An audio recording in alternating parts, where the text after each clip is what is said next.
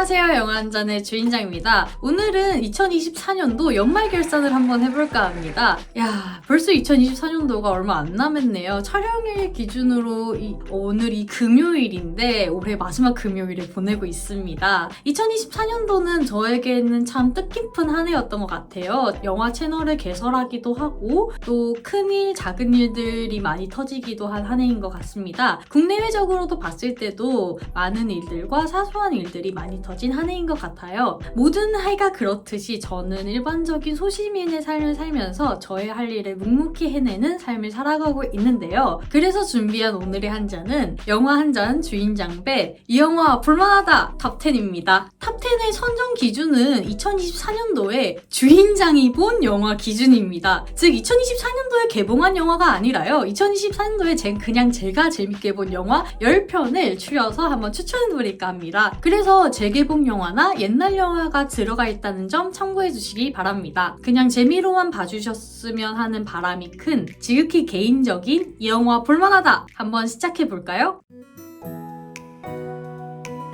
제가 영화를 본격적으로 본 지 채 1년이 되지 않았습니다. 그래서 2024년도에 본 영화들을 한 편 한 편 세봤는데요. 다 세보니까 약 105편의 영화가 나왔습니다. 이 영화들은 이제 제가 본 OTT 목록, 그리고 유튜브 구매 목록, 그 다음에 영화 티켓을 기준으로 세본 거여서 105편이고요. 그렇게 세지 못한 흔적이 남아있지 않은 영화들도 있다는 점 참고 부탁드리겠습니다. 이거를 세보고 많다면 많고 적다면 적을 숫자에 우와 대단하기도 하고 한편으로는 영화를 좀 더 많이 봐야겠다라는 생각도 들었습니다. 아무튼 105편의 영화들 중 20편의 후보를 간추려 보았는데요. 제가 이걸 간추리다가 한 영화를 빼먹어서 21편의 영화가 후보작으로 나왔습니다. 바로 후보작 보시겠습니다. 후보작들은 추락의 해부, 가여운 것들, 패스트 라이브즈, 같은 아카데미, 악은 존재하지 않는다, 존 오브 인터레스트, 퍼펙트 데이즈, 보리밭을 흔드는 바람, 희생, 조커 폴리아되, 타인의 삶, 보통의 가족,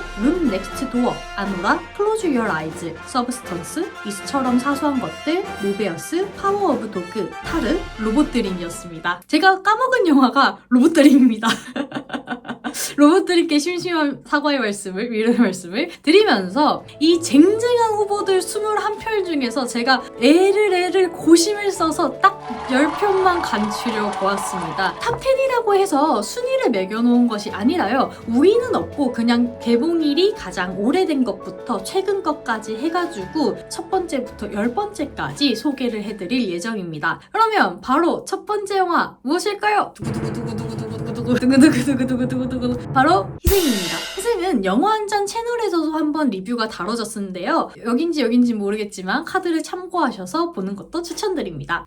희생은 안드레이 타르콥스키의 명작 중의 명작이라고 볼 수 있습니다. 영화가 예술영화이기 때문에 자칫 지루할 수 있지만 그 속에서 피어나는 많은 철학과 은유들을 감상할 수도 있는 영화입니다. 저의 한 줄 평은 구름 같은 이야기 속 관통하는 간결한 질문에 대한 답은 희생이었다입니다. 잔점수는 10잔 중 10잔 원샷입니다. 이 영화가 어렵고 지루할 수 있습니다. 저도 영화를 극장 가서 3번 정도 봤는데요. 사실 첫 번째 볼 때는 졸았습니다. 제가 이과생인데 이제 철학을 논하고 세계사를 논하고 이러다 보니까 너무 졸려가지고 잠깐 잤다가 일어났는데 그 이후에 영화를 다 보고 나서도 머릿속에 계속 맴들면서 한 번만 더 이러면서 극장을 가서 리뷰까지 남긴 그런 영화였습니다. 안드레이 타르콥스키의 마스터피스를 즐기고 싶은 분께 추천드립니다. 다음 작품은 바로 타인의 삶입니다. 타인의 삶도 제가 극장 가서 보게 되었는데요. 저의 특성상 예고편도 잘 안 보고요. 줄거리도 잘 안 보고 무슨 영화 정보 같은 것도 안 보고 그냥 시간표 보다가 이제 이거 재밌겠는데 해서 쫄래쫄래 가서 보는 경우가 왕왕 있습니다. 이 영화도 그러했고요. 영화를 보게 되는데 너무 재밌는 거예요. 영화가 끝나고 나서는 감탄을 했는데요. 그러고 나서 찾아보니까 이 영화가 재개봉 영화였고 알고 보니까 제79회 미국 아카데미 아카데미에서 지금은 국제 장편 영화상이 된 외국어 영화상을 수상했더라고요. 그래서 저에게는 사소한 반전 같은 영화였다고 보게 됩니다. 저의 한 줄 평은 모래폭풍 같은 세상의 바람에 휩쓸리지 않고 남은 정수는 예술이었다입니다. 잔점수는 8잔 원샷입니다. 잘 맞는 첩보물 속에 피어나는 잔잔한 감정을 느끼고 싶은 분께 추천드립니다. 세 번째 순서는 추락의 해부입니다. 이 영화는 제가 채널에 개설하기 전에 본 영화여서 리뷰는 없습니다. 하지만 저는 이 영화 참 좋아하는데요. 이 영화를 보기 전에 살인자의 해부라는 영화를 미리 보고 난 뒤에 극장이 개봉한 다음에 바로 극장에 가서 본 기억이 있습니다. 추락의 해부는 이름에서도 알다시피 살인자의 해부를 의식한 영화라고 볼 수 있는데요. 살인자의 해부는 1959년도 작품으로 흑백 영화입니다. 어떤 살인사건이 일어나게 되고 이 살인사건에 대해서 다룬 법정 영화다라고 볼 수 있고 여기에서 잘 업그레이드 된 영화가 이번에 나온 추락의 해부인 것 같습니다. 추락의 해부는 남편이 추락사를 하게 되면서 용의자로 몰린 아내가 증언을 하면서 벌어지는 그런 법정 영화라고 볼 수 있습니다. 그렇게 법정에서 이 가족의 민낯이 낱낱이 해부되는 영화라고 볼 수도 있겠네요. 이 영화 마지막 부분이 굉장히 좋습니다. 하지만 스포일러가 될 수 있으니 이만 말을 아끼겠습니다. 유튜브에서도 구매해서 볼 수 있으니 한번 보는 것도 추천드립니다. 특히 청각과 시각에 대한 차이를 느낄 수 있게 한 영화여서 저는 정말 좋게 봤습니다. 2시간 30분을 집중해가며 마지막 순간 머리를 한 대 맞을 듯한 멍함을 느끼고 싶은 분께 강력 추천드립니다. 네 번째 순서는 가여운 것들입니다. 제가 알기로는 가여운 것들은 원작 소설이 있습니다. 제가 서점을 좀 주로 가는 편인데 실제 오프라인 서점을 주로 가는 편인데 거기에서 본 것 같아요. 그리고 찾아보니까 또 이런 원작 소설이 있기도 하고요. 원작은 읽지 않았지만 영어 원제가 같습니다. Poor Things인데요. S가 붙은 걸로 보아서 주인공으로 나온 여기 벨리 백스터 가 가여운 것이 아닌 모든 사람들이 좀 가엽다라고 말하는 것도 같았습니다. 이 주인공으로 나온 벨리 백스터를 연기한 배우는 엠마 스톤인데요. 몸은 성인이지만 속은 아기인 상태에서 세상을 경험하면서 배우고 성장해 나가는 그런 영화입니다. 사실 영화가 굉장히 괴기스럽게 보일 수 있어요. 미장센, 특히 색감은 굉장히 아름답지만 해부하는 장면도 나오고 이상한 크리처 같은 동물들도 나오기 때문에 조금 꺼려질 수도 있지만 어떻게 보면 영화 전반적으로 어울려질 수도 있다라고 느낄 수 있습니다. 따라서 괴기스러운 판타지 속에서 피어나는 이상한 재미를 느끼고 싶은 분들께 추천드립니다. 벌써 반까지 왔는데요. 5번째 순서는 주인장의 눈물을 뺏어간 로봇드림입니다. 와, 주인장이 애니메이션을 참 좋아합니다. 학창시절에서도 흔히 말하는 덕기질이 다분하여서 덕질을 좀 많이 하면서 살았는데요. 그래서 애니메이션을 볼 때 나름대로의 기준이 영화보다도 조금 세워져 있는 편입니다. 이 애니메이션 영화 로봇드림은 저의 그런 모든 기준을 완벽하게 만족하면서 끝내 저의 눈물을 훔쳐간 그런 루팡 같은 영화라고 볼 수 있습니다. 제가 이렇게 표현했지만 영화는 대사가 한 번도 나오지 않습니다. 무성 영화 같죠? 이 영화는 홀로 쓸쓸하게 살던 도그가 로봇을 사게 되면서 그려지는 우정에 관한 것입니다. 하지만 이들이 서로 같이 살아가면서 우정도 느끼지만 사랑도 느끼게 되고 예기치 못한 사건으로 헤어지면서 그런 헤어짐, 그리움까지 느낄 수 있는 영화라고 볼 수 있습니다. 비슷한 영화로는 라라랜드가 있다라고 볼 수도 있겠네요. 연말 연초에 따뜻한 사랑의 감정을 느끼고 싶은 분들께 사랑에 대해서 이렇게 대답하고 있는 영화를 보고 싶은 분들께 추천해드리고 싶습니다. 6번째 영화는 존 오브 인터레스트입니다. 이야,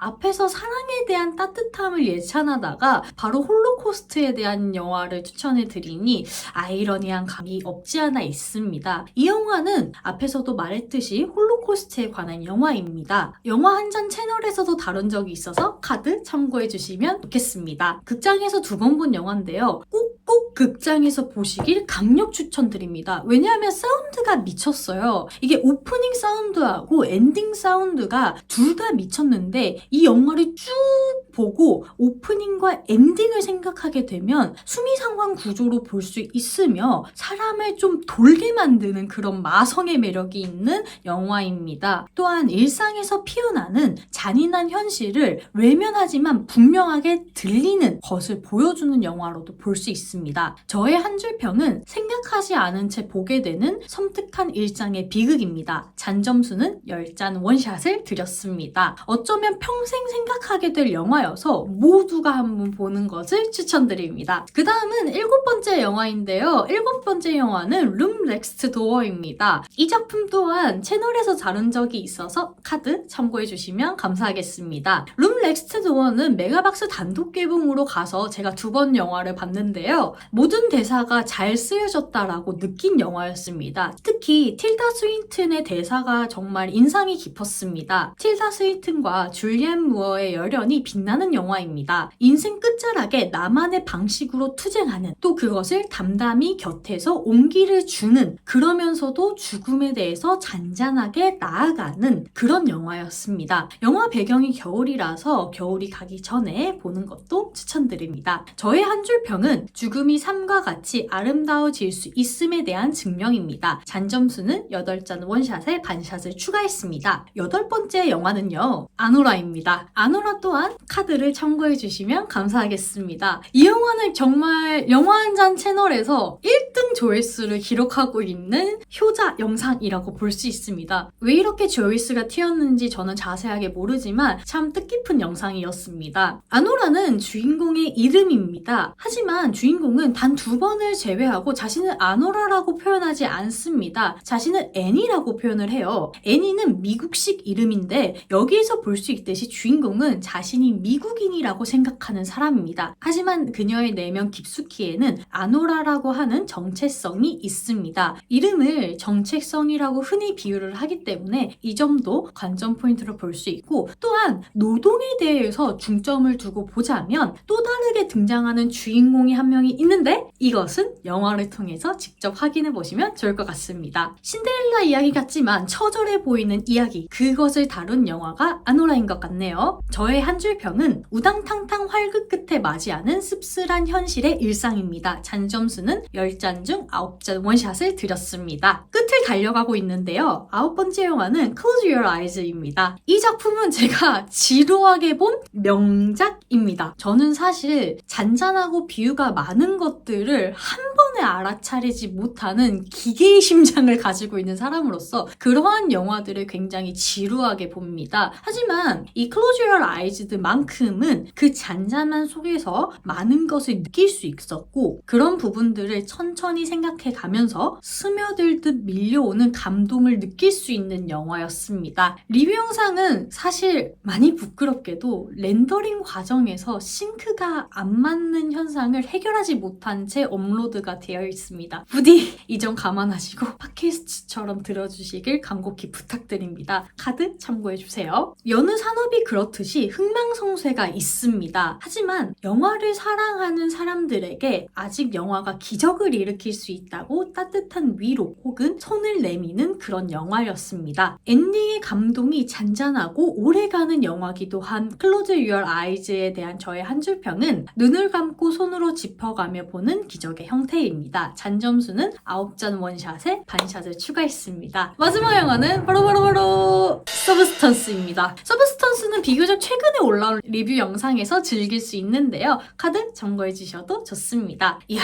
이 영화야말로 주인장의 취향이 진하게 나오는 영화인데요. 주인장이 워낙 장기자랑, 핏뿜뿜, 나야, 슬래셔 이런 것들을 좋아하기 때문에 정말 제 취향에 잘 맞는 영화였습니다. 영화 속에서 보여주는 많은 메시지들과 많은 주제들이 나타나지만 이것이 어거지스러운 것이 아니라 모든 사람들이 잘 알아먹을 수 있도록 설명을 한 것 같아서 저는 그 점이 또 좋았던 것 같아요. 주변 지인들이 제가 이 영화를 봤다라고 하니까 줬던 질문 중에 하나가 이 영화가 페미 영화냐? 라고 질문을 받았는데요. 제가 리뷰에서도 밝혔듯이 저는 이 영화는 페미 영화보다는 할리우드 산업을 비판하는 영화에 좀 더 가깝지 않나라는 생각이 들었습니다. 하지만 굳이 구태여 따지고 보자면 여성 영화라는 생각은 들긴 했습니다. 그러나 저는 그런 관점보다는 이 자본주의 시장 속에서 보이지 않는 기준, 좀 러프하게 말하면 흔히 팔리는 기준을 부단히도 맞추려고 노력해 나가는 어떤 한 사람의 분투기를 보는 느낌도 강하게 받았습니다. 저의 한 줄평은 자본주의 아래에서 피어난 욕망을 반짝임으로 맞이했을 때입니다. 잔점수는 10잔 원샷을 드렸습니다. 이렇게 해서 저의 2024년도 본 영화들 중에서 21편을 간추려 보았고 그 중에서 10편을 다시 간추려서 여러분들께 소개해보는 영상을 한번 찍어보았는데요. 이 영화들 말고도 이처럼 사소한 것들, 퍼펙트 데이즈, 이터널 션샤인, 토이스토리 3, 노베어스, 애프터선 등등 많은 영화들을 추천해드리고 싶지만 이만 각설해보도록 하겠습니다. 저 개인적으로 2024년도는 큰일이 많이 터져서 힘든 한 해였지만 이 채널을 개설한 한 해기도 하고 이 채널을 운영해가면서 어떤 것을 열정적으로 할 수 있구나 라는 그런 성취감을 느끼게 한 한 해이기도 했습니다. 저는 아직 영상도 리뷰도 부족하다는 것을 알고 있습니다. 그래서 욕심을 가지고 퀄리티를 높이기 위해서 제 나름대로 노력을 하고 있는데 잘 전달이 될지는 아직 미지수여서 잘 전달이 되었으면 좋겠는 바람이 있습니다. 또한 여러분들이 남겨주신 따뜻하고 격려의 댓글을 읽고 있는데요. 제가 유튜브를 시작하기 전에는 이렇게 댓글이 큰 힘을 발휘할 수 있는가를 잘 몰랐는데 실제로 좀 겪고 나니까 그런 댓글 하나하나가 저에게 큰 힘으로 다가와서 좀 놀란 부분도 있고 제 생각보다는 응원을 많이 받아서 뿌듯한 감도 있습니다. 앞으로도 따뜻한 댓글과 관심 부탁드리겠습니다. 여러분들의 2024년도는 어땠나요? 저처럼 부정적인 일도 있고 긍정적인 일도 섞인 한 해였나요? 연말이 되니 나의 삶을 되돌아볼 수 있는 것 같아서 좋기도 하고 나쁘기도 한 것 같습니다. 또 여러분들의 2024년도 이 영화 볼만하다 라고 하는 영화가 있으면 댓글로 알려주세요. 얼마 남지 않은 이번 연도 잘 보내주고 다가올 2025년도에는 아프지 말고 습관처럼 행복을 느낄 수 있는 그러한 한 해가 되도록 다 같이 노력해보아요. 정말 얼마 안 남은 올해 따뜻하게 보내시고 따뜻한 새해 맞이하시길 바라겠습니다. 그럼 안녕! 다음 영상에서 봐요. Happy New Year!